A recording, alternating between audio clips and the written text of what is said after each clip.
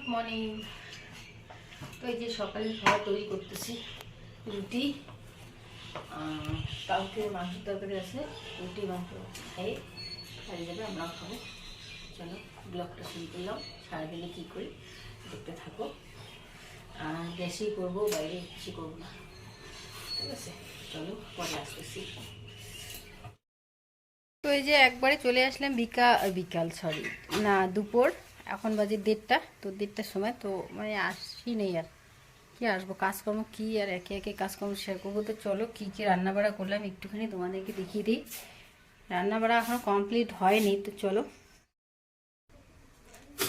তো এই যে এখানে আলুর ডাল করলাম, তো নাড়লাম না। চলো বাইরে মেয়ে ছান করলে ওদিকে পুজো দিচ্ছে, আর আমার এদিকে রান্নাবাড়া। আর পাখিগুলোর কি অত্যাচার, এই যে ভাত এখানে, আর এখানে হচ্ছে দাঁড়াও দেখিয়ে দেই, বাঁধাকপি ভাজা। তো মোবাইলে যেন কেমন সাদা সাদা লাগতেছে জানি না, তো যাই হোক লাগুক, কোনো ব্যাপার না। বাঁধাকপি ভাজা আর আলুর ডাল, এখন ওটাই খাবো।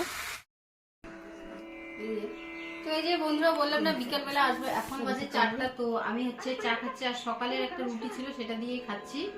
তো খাই না আমি, এমনিতেও রুটি কম খাই, তো ইচ্ছা করতেছে তাই একটু খাই। কি বলবো, আজকে কাজের কোনো ব্লগ হলো না, খালি সকালে একটু রুটি বানালাম, দুপুরে রান্না করলাম, রান্না অল্প একটু দেখাইছে, রান্না শেষে, আর এখন চা খাচ্ছি। তো কি আর করবো, করার কিছুই নেই।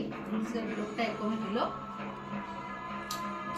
কালকে তো অনেক কিছু কাজ করেছি, যেহেতু কালকে পুজো। চলো একবারে দেখা হবে কালকে, ঠিক আছে?